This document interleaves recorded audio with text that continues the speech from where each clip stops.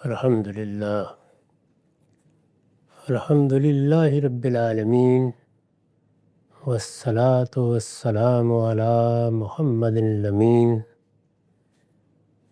اعوذ باللہ من الشیطان الرجیم، بسم اللہ الرحمن الرحیم۔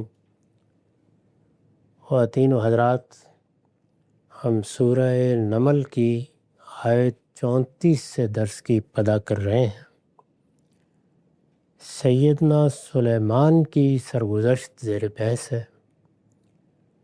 یہ سرگزشت قریش کے سامنے اس لیے رکھی گئی کہ وہ اس کے آئینے میں اپنے طرز عمل کا مشاہدہ کریں۔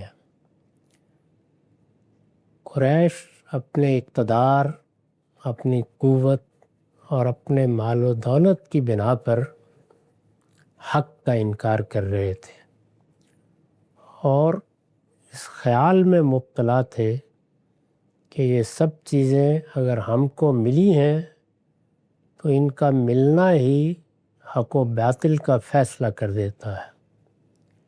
اللہ تعالیٰ نے اگر یہ نعمتیں ہمیں دی ہیں تو اسی لیے دی ہیں کہ ہم اس کا استحقاق رکھتے تھے۔ قرآن مجید نے بتایا کہ تم فخر و غرور میں مبتلا ہو، تم نے اپنی حیثیت کو پہچاننے میں غلطی کھائی ہے۔ اس زمین پر اللہ تعالیٰ بڑی بڑی غیر معمولی نعمتیں دیتے رہے ہیں۔ یہ دیکھنی ہے تو سلیمان و داؤد کی سلطنت دیکھ لو، اس سے تمہیں اندازہ ہوگا کہ اگر پروردگار دینے پر آئے تو کیا کچھ دیتا ہے، کیسی قوت، کیسی حشمت، کیسی شان، کیسا سرمایہ عطا فرما دیتا ہے۔ لیکن بندہ مومن کا کام یہ نہیں ہے کہ وہ ان چیزوں کو اپنا استحقاق سمجھ کر حق کے مقابلے میں اکڑ بیٹھے۔ اس کے شایان شان یہی ہے کہ وہ ان پر اللہ کا شکر ادا کرے۔ یہ چیزیں بندہ مومن میں شکر گزاری کا جذبہ پیدا کرنے کا ذریعہ بنتی ہیں اور بننی چاہیے۔ اس سے ہٹ کر اگر کوئی رویہ پیدا ہوتا ہے تو یہ محض ابلیسیت ہے، یہ شیطنت کو اختیار کرنا ہے، اس کے سوا اس کی کوئی حیثیت نہیں ہے۔ اس پس منظر میں یہ سرگزشت سنائی جا رہی ہے، اور اس میں بات یہاں تک پہنچ گئی تھی کہ ملکہ بلقیس کو خط لکھ دیا گیا۔ وہ خط اس کے ہاں زیر بحث آیا۔ اس نے جب اپنے درباریوں سے مشورہ کیا تو ان کی رائے کچھ یہی ہوئی کہ ہمارے پاس قوت بھی ہے، ہم لڑنے کا حوصلہ بھی رکھتے ہیں، اس لیے اگر ملکہ فیصلہ کرتی ہے کہ لڑا جائے تو ہم اس کے لیے تیار ہیں۔ آسانی کے ساتھ ہم یہ محکومی قبول نہیں کریں گے۔ اس کے جواب میں اب ملکہ نے کیا کہا؟ قالت ان الملوک اذا دخلوا قریۃ افسدوها وجعلوا عزت اہلها ذلہ وکذلک یفعلون۔ ملکہ نے کہا، بادشاہ لوگ جب کسی بستی کو فتح کر کے اس میں داخل ہوتے ہیں تو اس کو درہم برہم اور اس کے عزت والوں کو ذلیل کر دیتے ہیں، اور یہ لوگ بھی یہی کریں گے۔ یعنی اس نے بتایا کہ لڑنے کو تو لڑا جا سکتا ہے، لیکن سامنے کی طاقت کا اندازہ بھی کر لینا چاہیے۔ کیا فی الواقع ہم لڑ کر جیت سکتے ہیں؟ زیادہ سے زیادہ یہ ہے کہ اس کا امکان ہے۔ یہ ماننا پڑے گا کہ دوسرا امکان بھی موجود ہے، اور وہ یہ کہ سلیمان ہم پر فتح پا لیں۔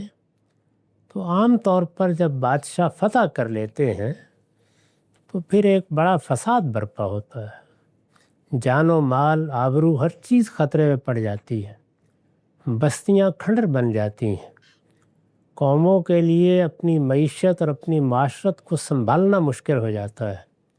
اور اس طرح کی کوئی اگر جنگ درپیش آ جائے یا کوئی قوم مفتوح ہو جائے تو بعض اوقات صدی دو صدی تک اس کے اثرات باقی رہتے ہیں۔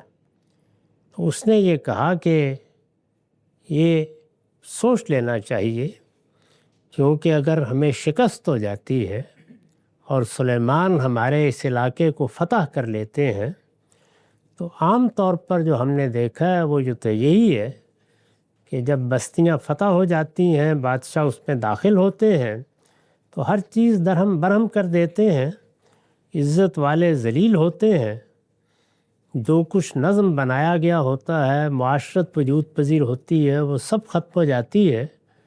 تو یہ بھی بادشاہ ہے، ایک بڑا بادشاہ ہے، اس کی سلطنت ہے، اگر یہ حملہ کرے گا اور جس طرح کہ انہوں نے ہمیں لکھ کے بھیجا ہے تو اس کے نتائج یہی ہوں گے۔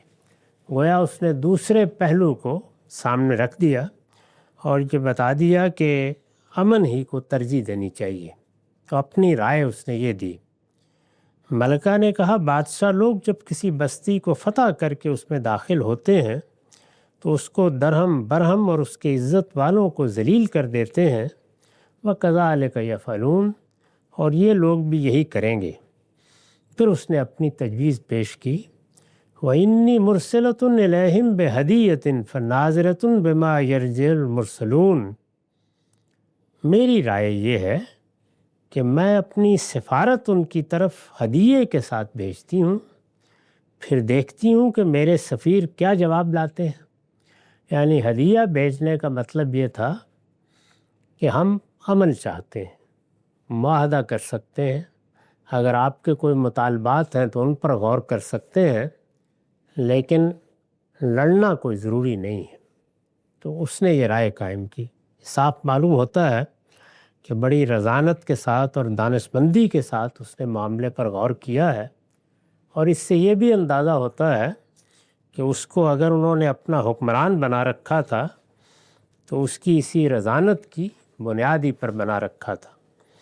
بہت سوچ سمجھ کے اس نے یہی خیال کیا کہ ایک شکل تو یہ ہو سکتی ہے کہ پورا یقین ہے کہ ہم حملہ آور کو مار بھگائیں گے، اپنے علاقے کا دفاع کرنے میں کامیاب ہو جائیں گے، بلکہ گھر تک اس کا تعاقب کر لیں گے۔ تو اگر تو یہ صورتحال ہے تو پھر تو لڑنے میں کوئی معنی نہیں ہے، اور اگر صورتحال یہ ہے کہ شکست ہر حال میں ہونی ہے تو پھر سوچنا بھی نہیں چاہیے۔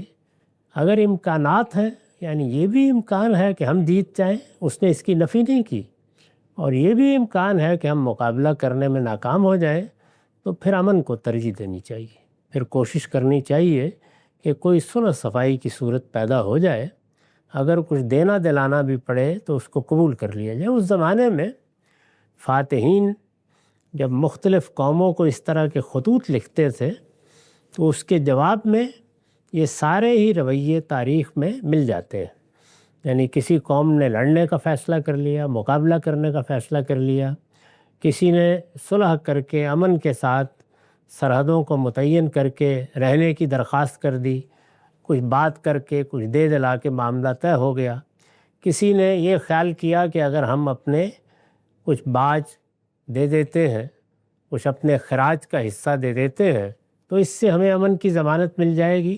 تو اس طرح مختلف صورتیں اختیار کر کے معاہدات کر لیے جاتے تھے اور قومیں اپنی زندگی کا سامان کر لیتی تھی۔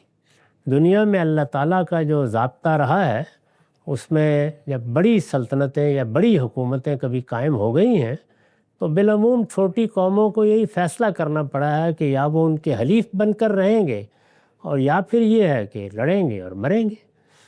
تو ملکہ نے یہ فیصلہ کیا کہ ہمیں ایک سفارت بھیجنی چاہیے۔ میری رائے ہے کہ میں اپنی سفارت ان کی طرف ہدیے کے ساتھ بھیجتی ہوں، پھر دیکھتی ہوں کہ میرے سفیر کیا جواب لاتے ہیں۔ اس پر میں نے لکھا ہے، یعنی اس سے، یعنی جب ہم ہدیہ بھیجیں گے اور سفارت بھیجیں گے، یعنی اس سے معلوم ہو جائے گا کہ وَاتُونِي مسلمین کا جو مطالبہ حضرت سلیمان کی طرف سے کیا گیا ہے اس سے کچھ کم پر بھی معاملہ ہو سکتا ہے یا بالآخر وہی بات ماننی پڑے گی۔ پیچھے جو خط نقل ہوا ہے اس میں انہوں نے یہ مطالبہ کیا تھا کہ سرفکندہ ہو کر اطاعت قبول کر کے حاضر ہو جاؤ۔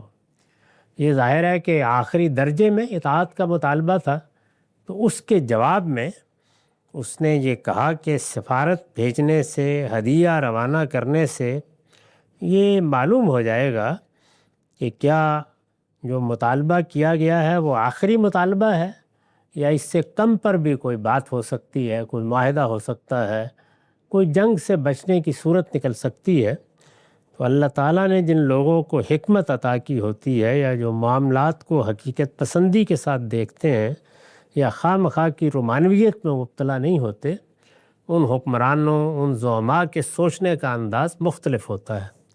تو یہی معاملہ ہوا اور اس نے یہ خیال کیا کہ ہمیں کوئی راستہ نکالنا چاہیے ایک بڑی طاقت کے ساتھ، جس کی طرف سے یہ خط آیا ہے ہم جانتے ہیں، ظاہر ہے کہ سن رکھا ہوگا کہ ان کی حیثیت کیا ہے، تو اس میں مقابلہ کرنے کا نتیجہ تو بظاہر یہی لگتا ہے کہ غالباً شکست ہو جائے گی، اور اگر یہ ہو جاتی ہے تو پھر سب کچھ درم برم ہوگا، جو کچھ ہم نے بنایا ہے ختم ہو جائے گا، یہاں معاشی عدم استحکام بھی پیدا ہوگا، سیاسی عدم استحکام بھی پیدا ہوگا، اور یہ جو کچھ بھی ہماری حکومت، سلطنت، رفاہیت ہے، سب درم برم ہو جائے گی، اور یہاں کے عزت والے ذلیل ہوں گے۔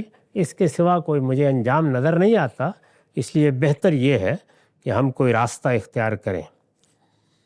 تو خیر اسی پر معلوم ہوتا ہے کہ اتفاق ہو گیا۔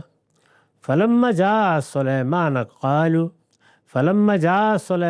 قال اتمدوننی بمال فما آتنی اللہ خیر مما آتاکم بل انتم بہدیتکم تفرحون۔ پھر جب ملکہ کی سفارت سلیمان کے پاس پہنچی تو ان کے ہدیے کو دیکھ کر سلیمان نے کہا، یعنی سفارت بھیج دی گئی، ہدیے بھی روانہ کر دیے گئے۔ ہدیے اصل میں علامتی اظہار تھے اس کے کہ ہم دوستی چاہتے ہیں، ہم چاہتے ہیں کہ معاملات اچھے طریقے سے طے ہو جائیں، جنگ کی نوبت نہ آئے۔ اس طرح کا اگر قتل قتال کا معاملہ ہوا تو یہ خرابی کا باعث بنے گا۔ تو جب ہدیے پہنچے، پھر جب ملکہ کی سفارت سلیمان کے پاس پہنچی تو ان کے ہدیے کو دیکھ کر سلیمان نے کہا، کیا تم لوگ مجھے یہ مال پیش کرنا چاہتے ہو؟ یعنی میرا مطالبہ تو یہ نہیں ہے، یہ مجھے مال بھیج کر تم چاہتے ہو کہ میں خوش ہو جاؤں گا؟ کیا تم مجھے یہ مال پیش کرنا چاہتے ہو؟ سو جو کچھ اللہ نے مجھے دے رکھا ہے اس سے کہیں بہتر ہے جو اس نے تمہیں دیا ہے، یعنی مال کی مجھے کوئی ضرورت نہیں ہے، مجھے اللہ تعالیٰ نے بہت کچھ دے رکھا ہوا ہے۔ یہ خط اس لیے لکھا بھی نہیں گیا تھا، یہ اسی لیے لکھا گیا تھا کہ تم لوگوں کو ہماری محکومی قبول کرنا ہوگی۔ میں یہ عرض کر چکا ہوں کہ سیدنا سلیمان کی حکومت تورات کے جس حکم کی بنیاد پر قائم ہوئی تھی، وہ کتاب استثناء کے باب 20 میں بڑی تفصیل کے ساتھ بیان ہوا ہے۔ اس میں یہ بتا دیا گیا تھا کہ کنعان کے اس پورے علاقے میں کوئی غیر مسلم نہیں رہے گا۔ یہ پورا علاقہ، جس کو اب ہم فلسطین کہتے ہیں، اس زمانے میں اس کو کنعان کہا جاتا تھا، یہ پورا علاقہ اللہ تعالیٰ نے اپنے لیے خاص کر لیا ہے۔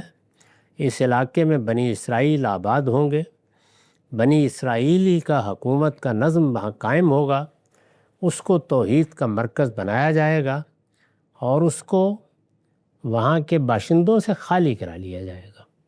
گرد و پیش کی ریاستوں کے بارے میں بھی اس میں یہ لکھا ہوا ہے کہ انہیں محکوم بنا لیا جائے گا، کیونکہ جس زمانے کا یہ معاملہ ہے اس میں دو ہی صورتیں ہو سکتی تھیں، یا آپ لڑتے رہیں گے اور یا ایک ہی مرتبہ اپنے آپ کو محفوظ کرنے کی کوشش کریں گے۔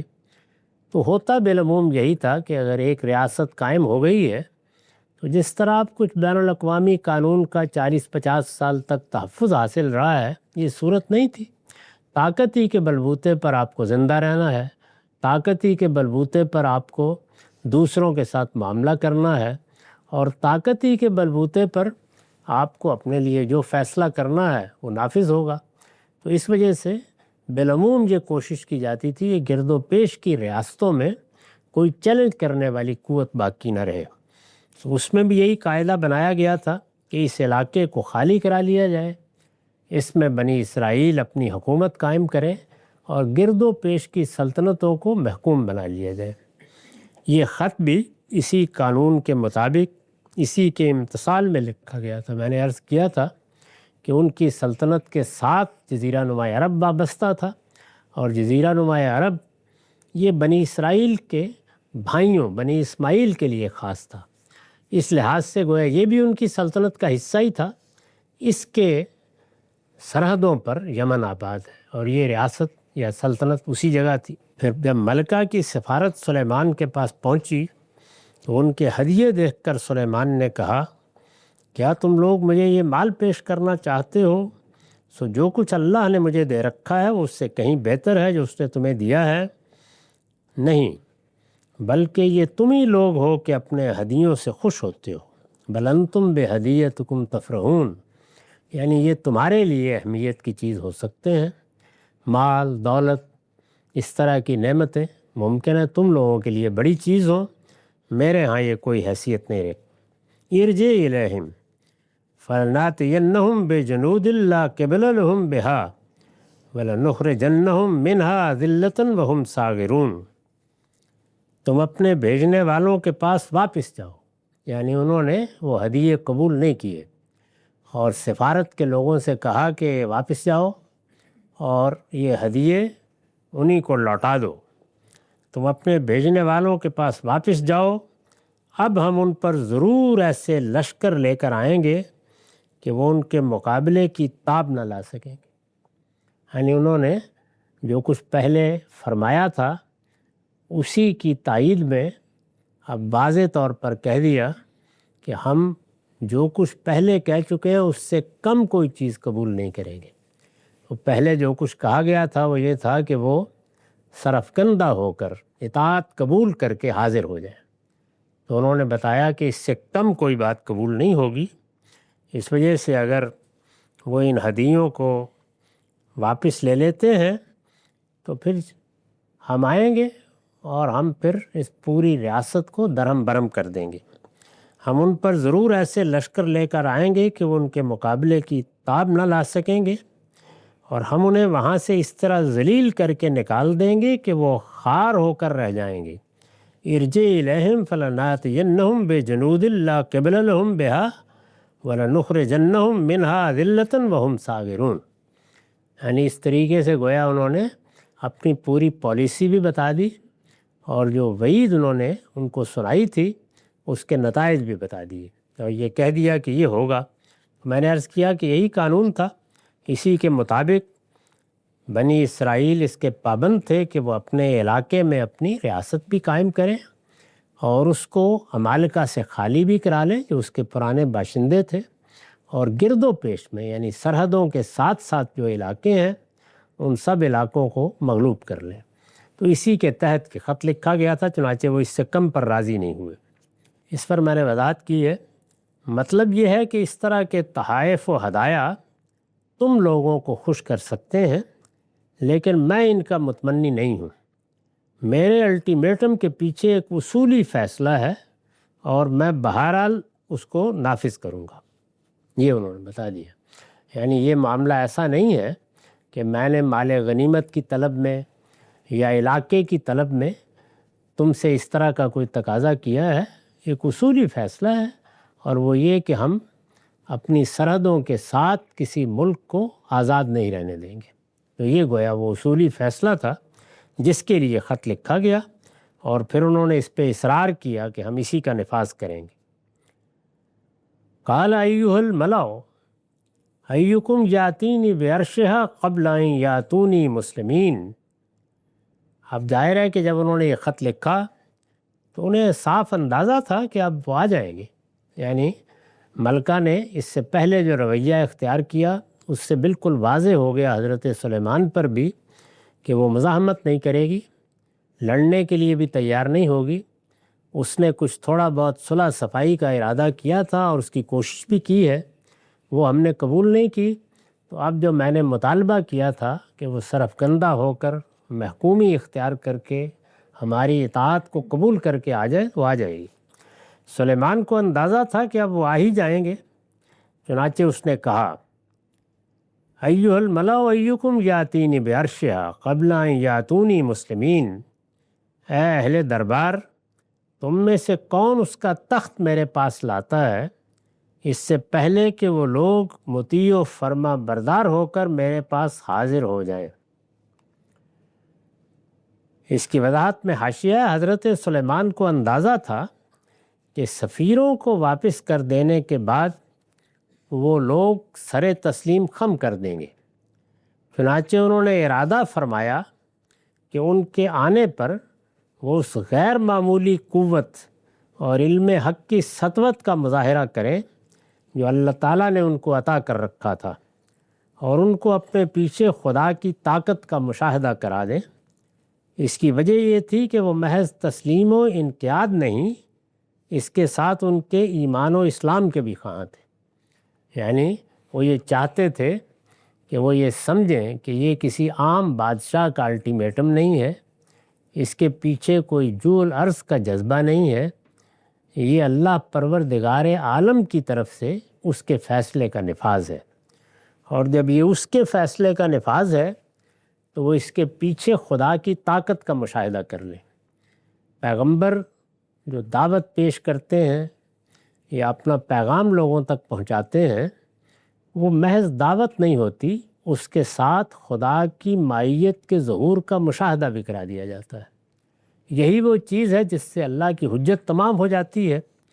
تو انہوں نے اس کا فیصلہ کیا کہ اس کو یہ بتایا جائے کہ پروردگار نے ہمیں کن علوم سے بہرہ یاب کر رکھا ہوا ہے، یعنی ایک طرف تو دنیا میں جو طاقت ہوتی ہے وہ ہے ہمارے پاس، ایک ملک ہے، اس کی افواج ہیں، ہمیں دولت، مال، سرمایہ، بہت کچھ اللہ تعالیٰ نے دے رکھا ہے۔ اس سے پیچھے بیان ہو چکا ہے کہ ان کو یہ غیر معمولی صلاحیت بھی دی گئی تھی کہ وہ پرندوں سے بات کر لیتے تھے، ان کی گفتگو سمجھ لیتے تھے، وہ چیونٹیوں کی باتیں سن لیتے تھے۔ اسی طریقے سے ان کے دربار میں ایسے اہل علم بھی تھے جو اس زمانے کے نفسی علوم سے واقف تھے۔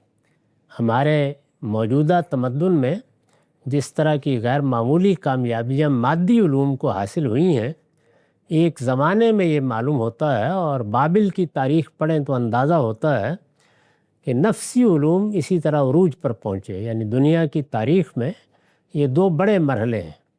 پہلے مرحلے میں نفسی علوم کو غیر معمولی عروج حاصل ہوا، پھر وہ علوم آہستہ آہستہ ختم ہوتے چلے گئے، یہاں تک کہ ہمارے زمانے میں پھر مادی علوم کو عروج حاصل ہوا۔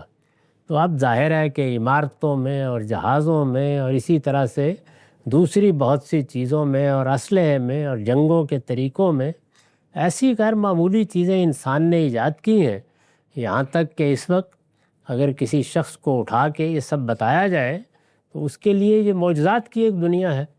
تو اسی طرح کا معاملہ نفسی علوم کا تھا۔ تو انہوں نے اپنے گرد و پیش ایک نگاہ ڈالی، اس میں جنات بھی تھے، اس میں پرندے بھی تھے، اور اسی طرح سے ان کے ہاں بعض علوم کے ماہرین بھی تھے۔